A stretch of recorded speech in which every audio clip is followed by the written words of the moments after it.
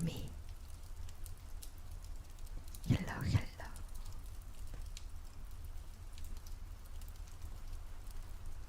Hey, hey, hey. Raise it. Okay, okay, okay. Lower that. Who's that?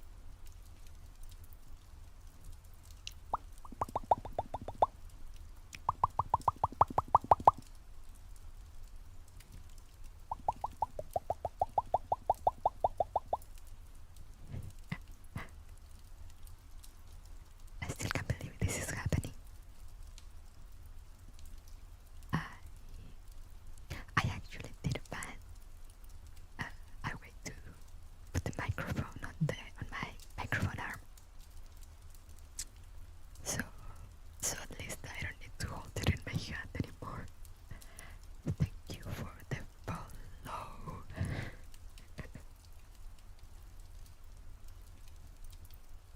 Alright, so just a few disclaimers. This is not like those ASMR mics that big VTubers are known for. Like the ones with the ears and the dual audio thingy. No, this is just a condenser microphone that it's an Audio-Technica 2020. Like it works, so yeah, it's not the ones that speak to your brain. That the ones that you can sort of go side to side.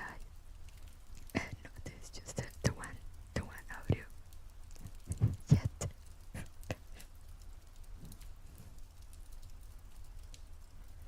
I thought the moon was haunted. The moon is haunted though. But yeah, I don't remember the game I had said last time. I think it was this level.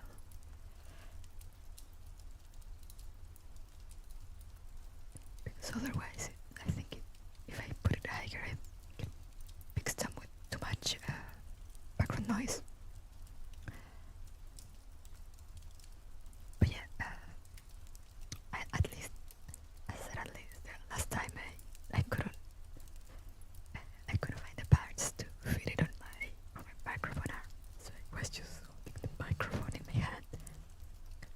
Now I actually managed to set it on my arm, so my hands are free. Yeah. What other disclaimer was I gonna say? Well, as you guys know, the documents are written by Ferrari.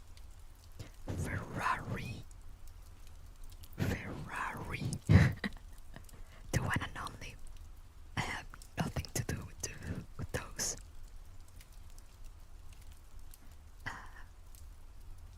But yeah, he gave me permission to actually record them a while ago. So I assume, it should extend to this. I'm sure he won't mind. But yeah, I do plan on making like actual audiobook format in the future, kind of more quote-unquote professional. This is gonna be more casual.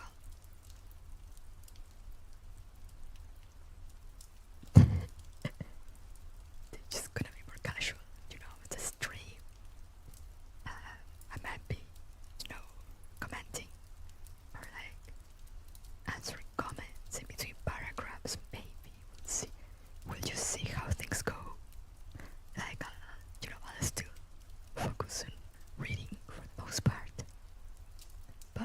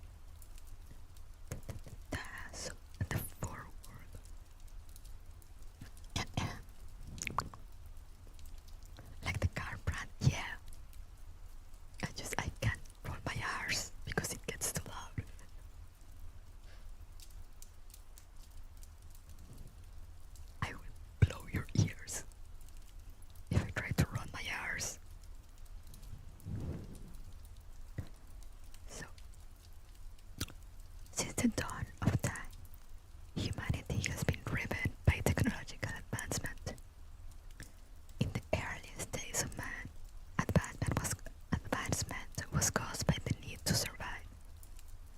Controlling fire, building tools, and making clothes were some of the earliest achievements in this effort.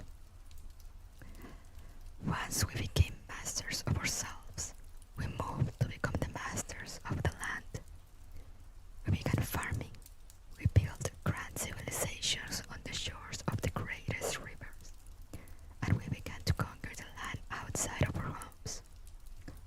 In this, humanity became the dominant species on Earth, and the only force that could constrain us was our willingness to do what we wished. The secret documents and confidential files of the Bakery Girl and Girl's Frontline universe pose a question for humanity. How will the nations of the world react if they were handed a piece of power from gods? This godlike power could ascend us to a new stage of evolution. However, it also had the potential to completely wipe us away. Who will use it to advance us as a people? Who will use it for more sinister means? Can humanity truly control the very fire stolen by Prometheus? F1 clap.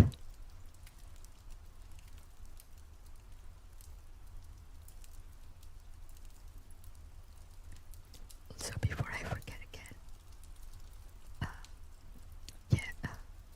English is not my first language. If I butcher any pronunciation, I'm sorry. Also, there's gonna be probably a lot of weirdly pronounced names since this is Girls Frontline. There's a lot of German and Russian and stuff. But right, we begin with part 1.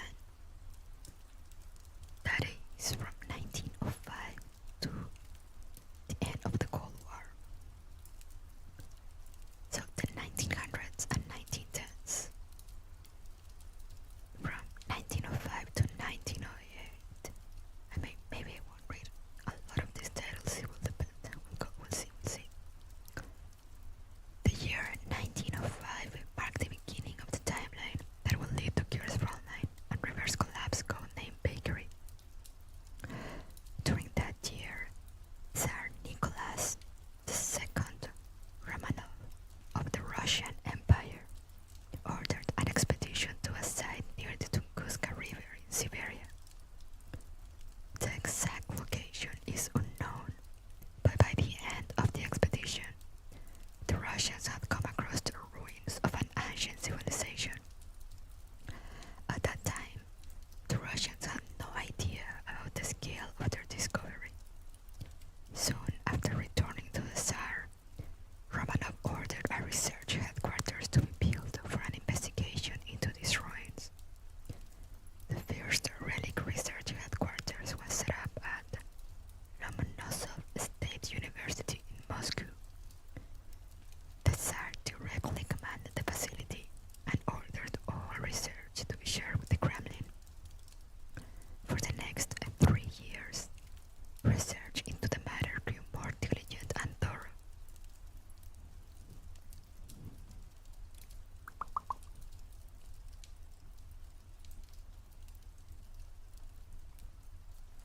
Also, the link to the document is below if anyone wants to read along as I whisper for any reason.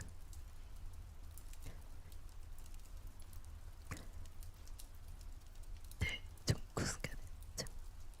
For the first 3 years, Relic research was quite fruitful for the Russians. At that time, no one besides the Kremlin or the university researchers was aware of the relics or the relic site. However, the first mistake made with relics was, without a doubt, catastrophic. On June 30th, 1908, researchers at the Tunguska River relic site were working with a reactor of sorts. It's unknown what caused the instability of the reactor, consequence of losing control was severe. A massive explosion occurred that day when stability was lost. The blast instantly annihilated much of the surrounding area, with atom bomb-like effects. This event will later be more commonly known as the Tunguska event, and was the first disaster caused by misuse of the relics.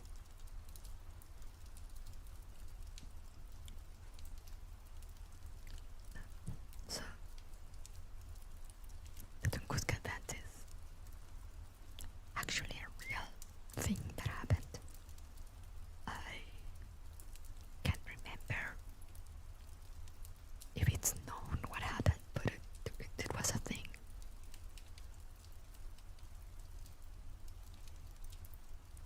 It's an actual real thing.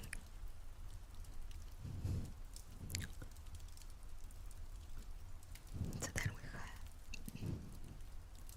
from 1908 to post World War I.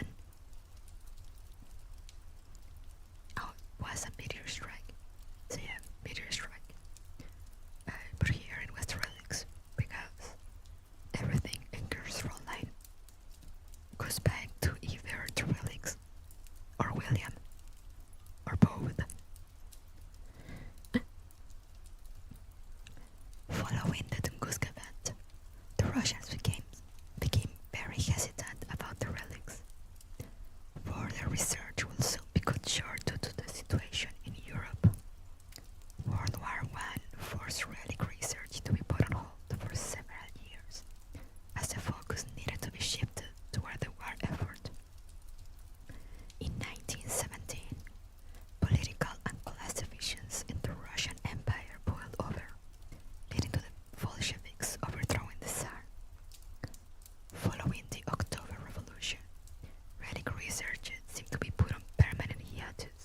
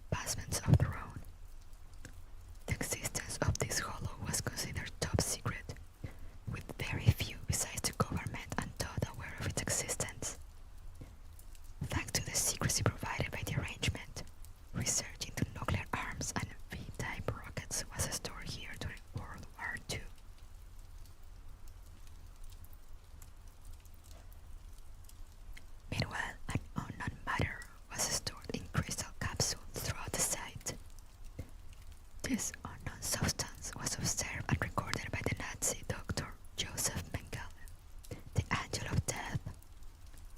While working at Urkunde-01, Mengele reported in his notes that many of the workers and researchers were falling ill to an unidentified disease. As these individuals were in close contact with the substances found at the site, Mengele hypothesized the unknown matter was the cause of the illness. However, when reporting his findings to the Reich leaders, they ignored the report and dismissed the disease. The Reich continued its research into the Urkunde-01 site throughout the 1930s and partially during the war. Urkunde-01 became the Third Reich's best-kept secret up to the end of the war. So there was an April story. No, I've been joking around for months, but every time I joke about it, more and more people actually come forward and are like, yeah, do it. So, I finally gave and was like, you know what? If you really want it, I'll do it.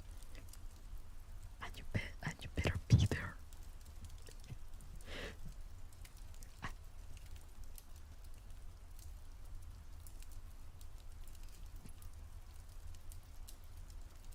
No, if the people ask for it, I shall provide.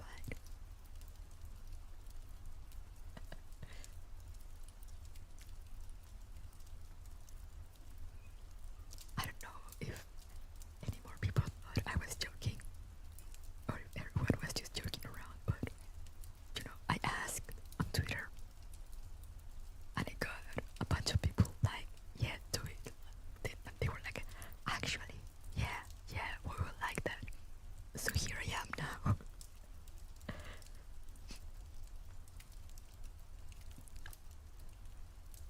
And we move on. And I wonder if I can do the entire part 1 today. We shall see. The 1940s. From 1939 to 1945, the world was faced with an unimaginably bloody conflict unseen ever before upon the face of the earth. As the Allies across the globe pushed the Axis powers back into their native countries, the Allies began to look beyond the war. It was clear by 1945 that the Americans and Soviets would become the world's new superpowers following the war's end. Both sides saw the writing on the wall and were rapidly becoming interested in gaining the edge over one another, both technologically and politically. Despite the difference between the East and West, the objective was mutual. Gain the edge needed to stay ahead in the coming conflict. It's a pretty relaxing reading. Thank you. This is, comfy lower reading to fall asleep to and brainwash you into knowing all Tigger's Frontline lore.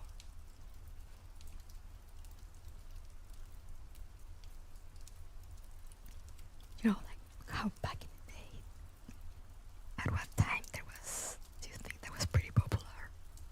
I don't know if it was pretty popular, but I saw it a lot. To think about like how you could like learn while sleeping. What they will sell these tapes or videos that you could play while you were sleeping, and you were supposed to learn like languages and other things. This is the same thing, You put this on, you fall asleep, and I continue reading while you sleep, and then you'll wake up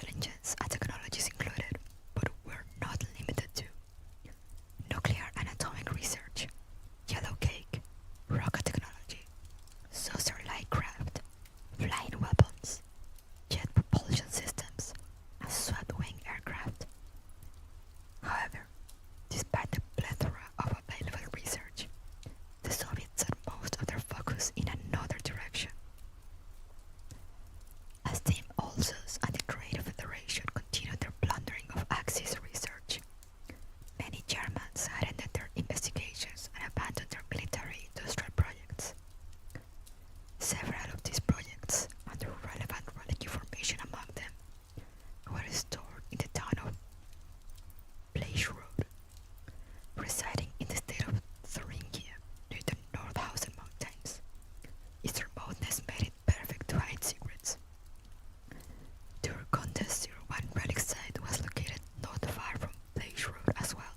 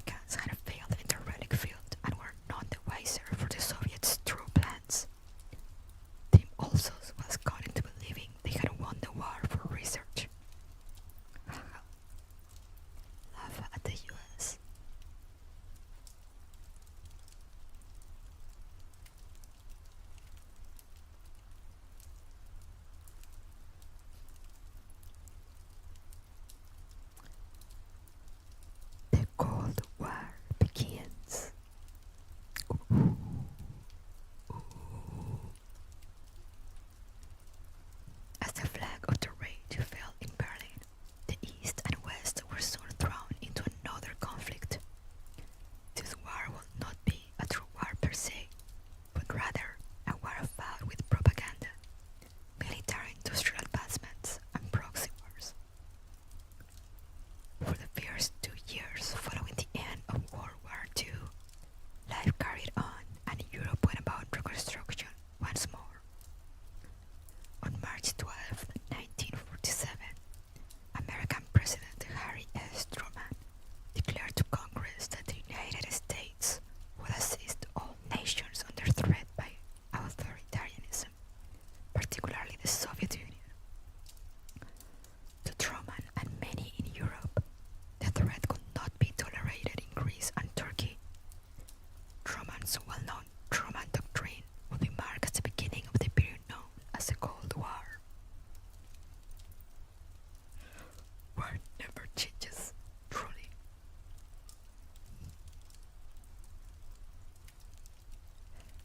Soviet Urkunde-01 research.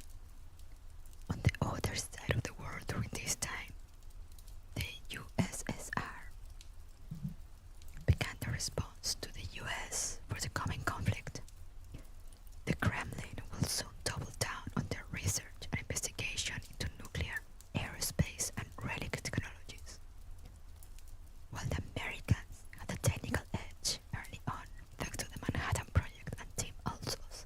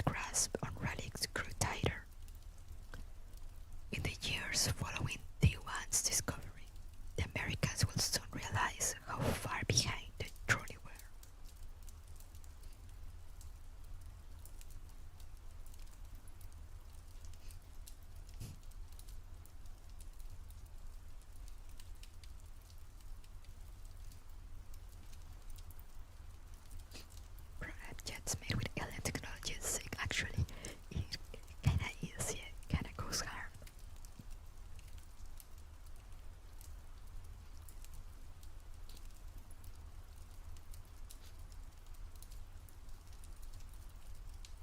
Granted, the Texas Instruments, yeah, yeah, yeah. Same. Oh no, Ferrari's here. Someone hide me. The new F-47 was created using Relic technology. It's true, they told me so. They messaged him directly to tell him all the secrets.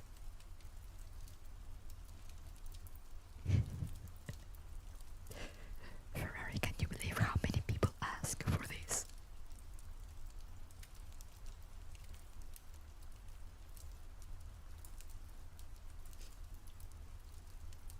Logan Martin, the final boss for the US.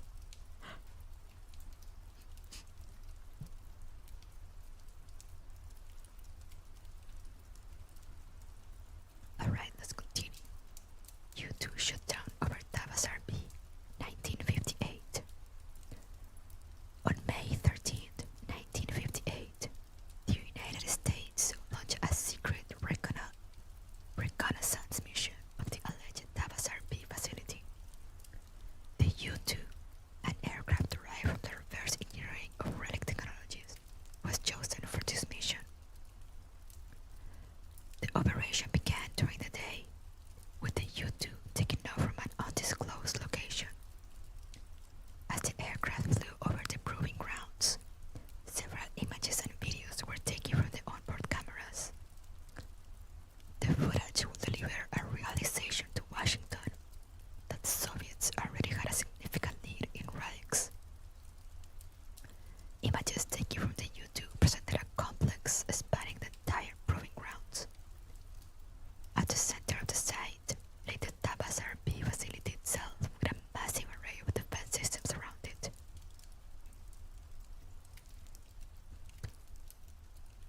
The facility consisted of 5 axes that radiated outward from the center at 120-degree angles. An array of anti-aircraft weapons in a ring surrounded the facility in the event of an aerial attack. Multiple S-75 surface-to-air missile SAM systems were in varying positions at that time. The images showed multiple roads to the facility, all linking to a nearby airport, where it's believed an entire regiment's worth of aircraft was based. With a regiment of Soviet aircraft on standby and enormous SAM coverage, it's improbable that Tavas RB could be destroyed in an air raid. Soon after footage was taken of the site, the U-2 was detected and a missile was fired from an S-75. Within 30 seconds of the images being taken, the U-2 was shot down.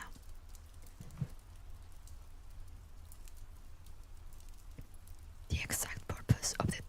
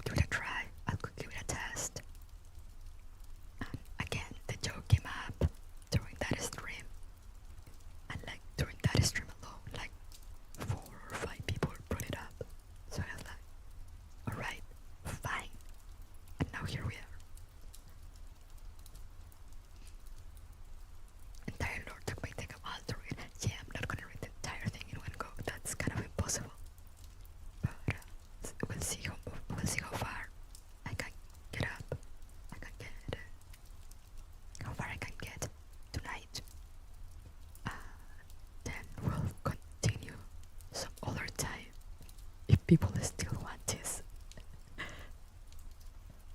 I still can't believe people were asking for this, but like, here we are. But yeah, thank you again for the rating, Coco, and thank you, Carlos, for subscribing. Anyway, back to our history lesson. Foundation of ARPA. Washington and the intelligence community began to panic following the incident. The facade held by the Soviets had fallen, and the perception held by the United States was shattered. The American government immediately launched a campaign of rapid research and development in the field of relics. Earlier in the year, President Dwight D. Eisenhower proposed an agency named the Advanced Research Projects Agency, or ARPA, to Congress. The main purpose of ARPA will be to ensure the United States as the leader in military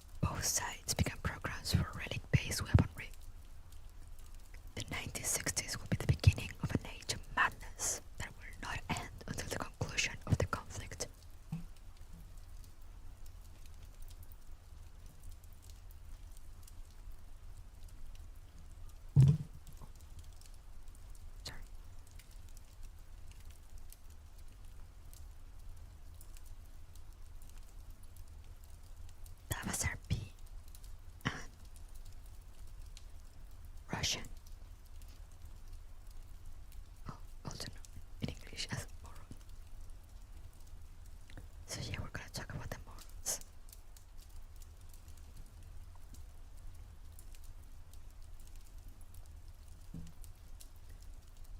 Getting the vibes of that one John clip where the Japanese shmup gave a full-on history lesson as an intro. And yeah, kind of.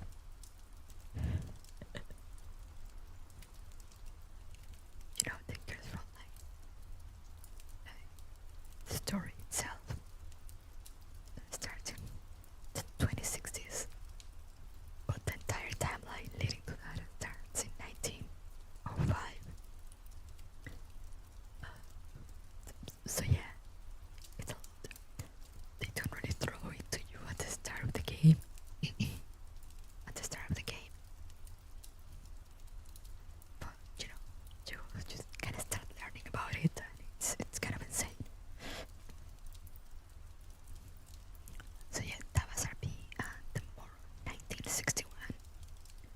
The Soviet WRP facility, also known as the Starfish, was an immense production facility built as a replica of the first Relic from the Urkunde-01 site in Germany. The facility was located within the borders of WRP proving grounds in the USSR. Defense of the facility was considered a top priority to maintain secrecy and protection of Relic research. An aircraft regiment, anti-air weapons, and widespread missile coverage completely encapsulated the facility for this purpose. Testing of the facility began back in 1950. However, it failed to produce anything successful. The status quo will be maintained until 1958 after an American U-2 reconnaissance plane was shot down while investigating the site.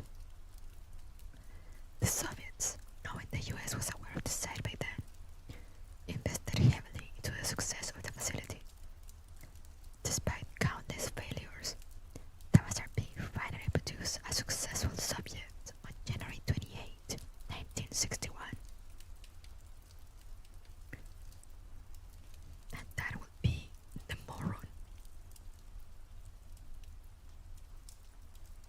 Do not ask me why it's called that, it's just called that. I just accept it.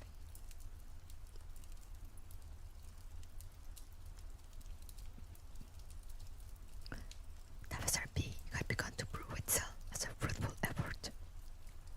The Soviets' patience had finally paid off. The first Soviet was created. The Soviet was a sort of non-organic mechanical mass. The Soviets named the mass the moron. During initial testing, the Soviets placed the moron into a room filled with a substance we now know to be called collapsed particles. When introduced into the room, it will move itself to consume the matter, but exactly how the mass moves is unknown.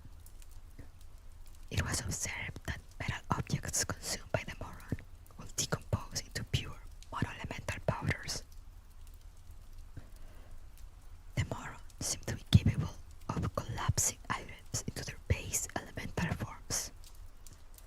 Given the mass had responded to the introduction of the matter in its environment, it was believed that a guidance system could be implemented to control it. Despite lacking the ability to turn the moron into a controllable weapon at that time, the Kremlin's curiosity had been piqued. For Khrushchev, a public display of these machines could be the final message to the Americans that the Soviets would remain as the leaders of Relic technology.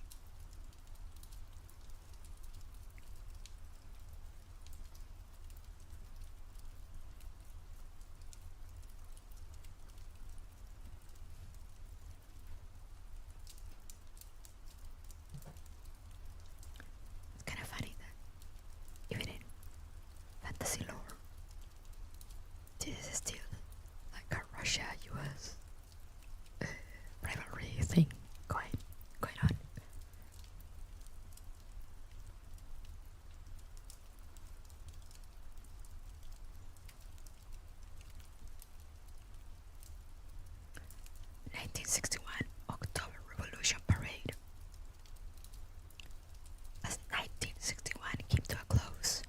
Soviets, particularly Khrushchev, felt the strength of the Soviet Union growing. Following the Central Intelligence Agency's CIA failure in Cuba, the summit in Vienna with President John F. Kennedy in June, the rise of the Berlin Wall in August, and the continuation of nuclear tests, Khrushchev authorized a major public display of Soviet power. Khrushchev wanted to make the record clear for Washington that the Soviet Union remained as the top power in the world. He will make his doctrine clear during the 1961 October Revolution Parade in Moscow. On November 7, 1961, the public learned of reverse engineered Relic tech for the first time, and Americans will suffer a crushing blow to morale as a result. During the parade, multiple morons were put in the back of vehicles and wheeled down the Red Square. While the full capabilities of the morons were not yet fully known, the Soviets had proven Relic technology could be weaponized. The following day in Washington, Kennedy abandoned the Apollo program and directed its previous funding towards the exploration of the Relic civilization. After the failure in the Bay of Pigs earlier that year, Kennedy and the Americans refused to fall into second place, allowing the Soviets to become the only Relic weapon-armed nation was not an option, thus beginning the age of Relic weaponization. It begins.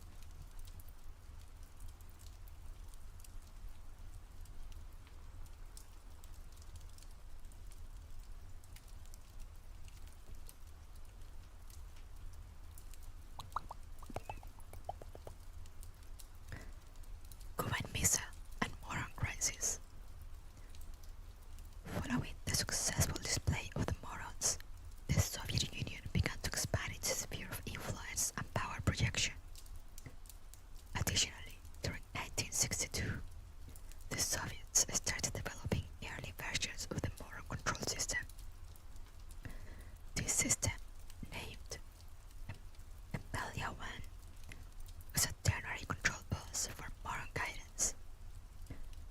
As a show of dominance, after speaking to Cuban leader Fidel Castro, the Soviets deployed morons, anti-air missiles, and new generation fighter jets to Cuba throughout the year.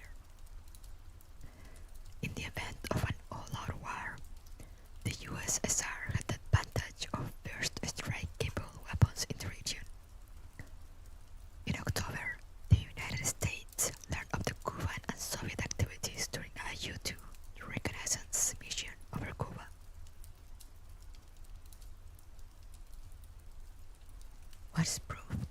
Once proof of moron deployment was confirmed in Cuba, Washington panicked. Within a year of the reveal of morons, the Soviets had already begun deploying them near the mainland United States. For the Americans, the thought of such weapons within range of the mainland could not be tolerated. For the rest of October, the US and USSR engaged in a series of intense negotiations and political tensions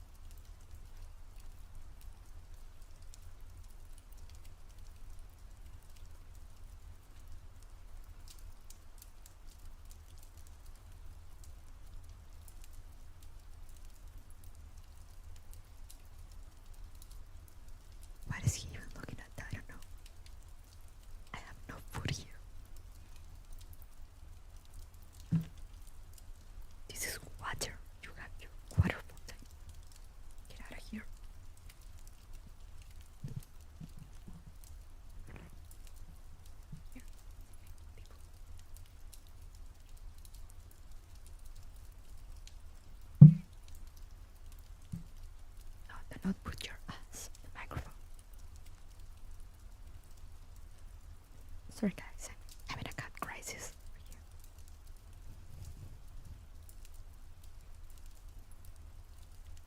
No, what are you doing?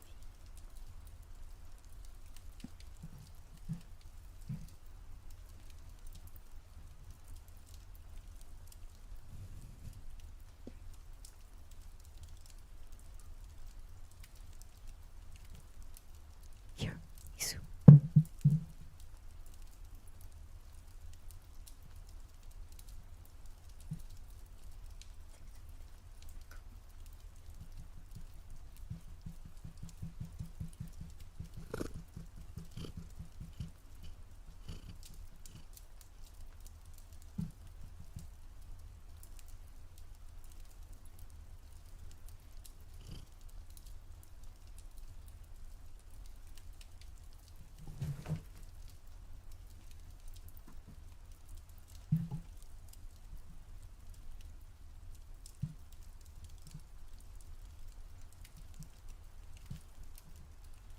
Alright, got him down. Alright, hear the little purr. I heard it on my end. I couldn't see it was color stream, but there was a little purr from him.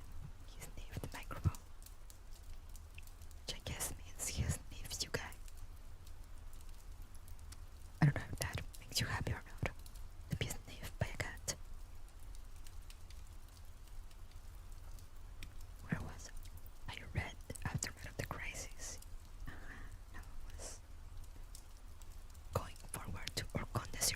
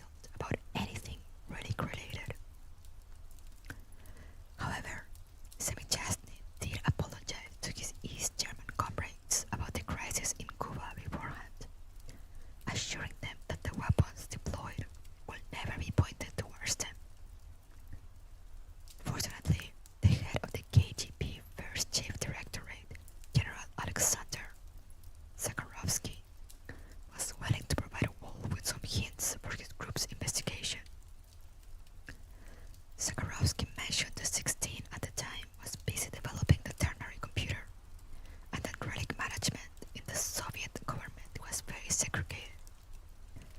According to him, the Kremlin was very sensitive to the condition of the relics. The problems of the Soviets' relic research structure will not change until after the OKB-10 incident in May 1973. Yippee! More incidents. Exactly what we needed.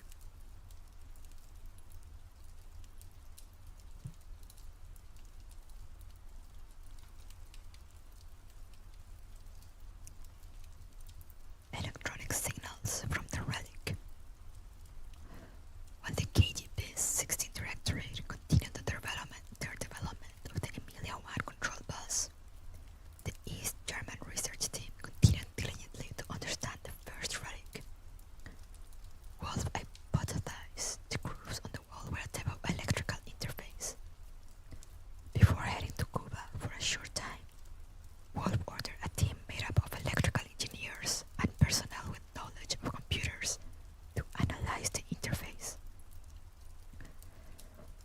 Additionally, to maintain security and secrecy during the investigation, he asked for armed police to stand as guards outside the site.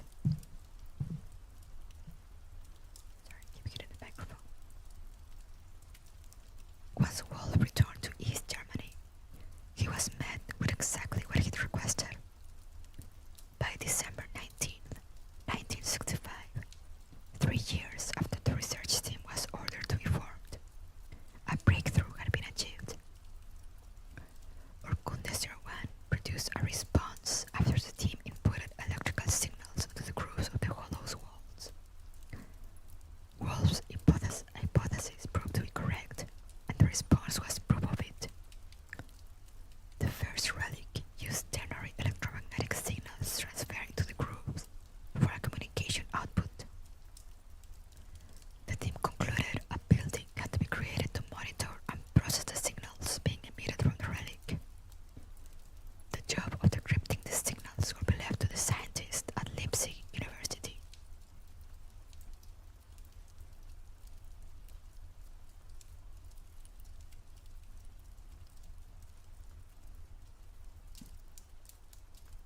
So we get to 90Wunsch.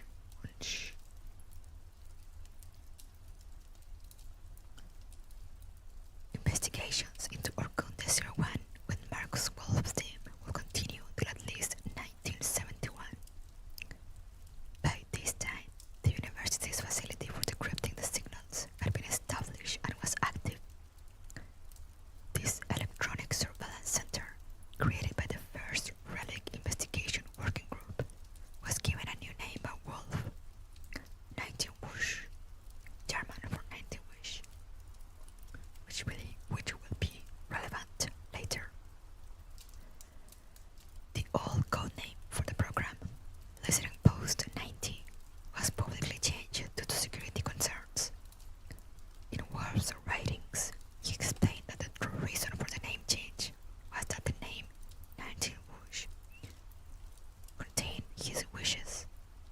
He hoped that someday the German states could reunify, and he no longer have to see his countrymen as enemies. In his words, oh no, German, es war mir mein Wunsch. Yes, perfect pronunciation, I'm sure. Anyway, that means I've always wished for it, or it's something I've always wished for. You know, something along those lines. The surveillance center located at the university continued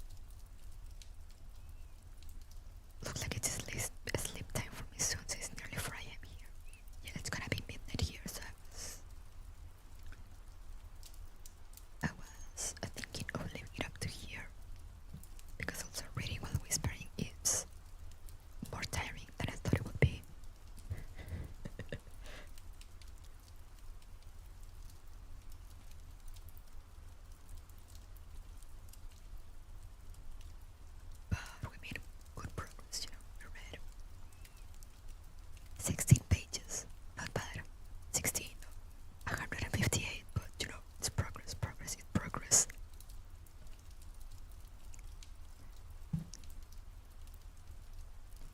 Sixteen pages of 158 of the first document. But yeah, it is a lot to be reading, especially while whispering. So yeah, and it's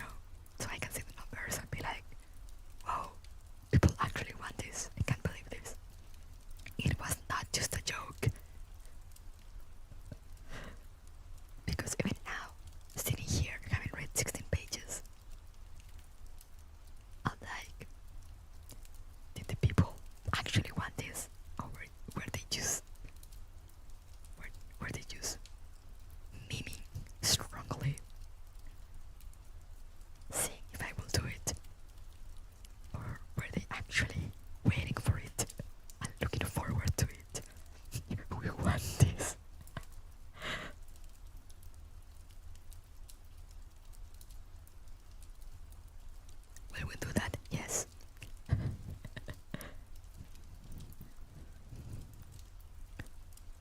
But you know, I said it works for me because I haven't actually put aside the time to read this, so now I'll do it.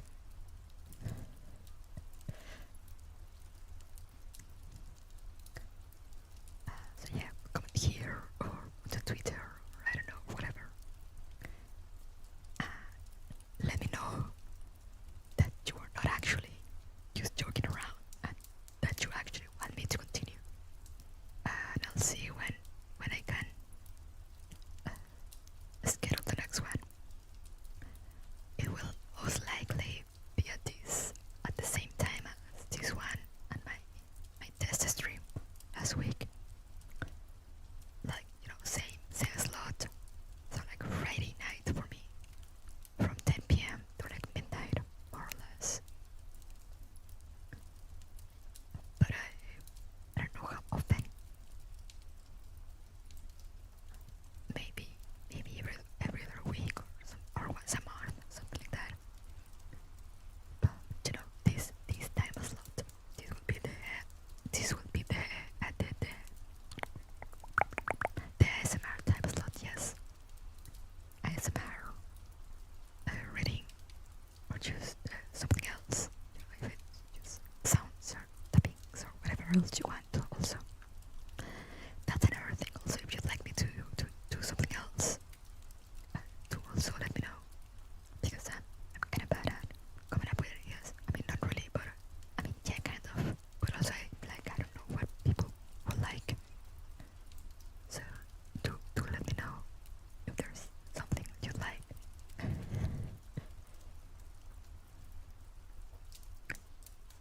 But yeah, for now, I shall go sleep. So, thank you. Oh my god, Amanda is here too still. Wow.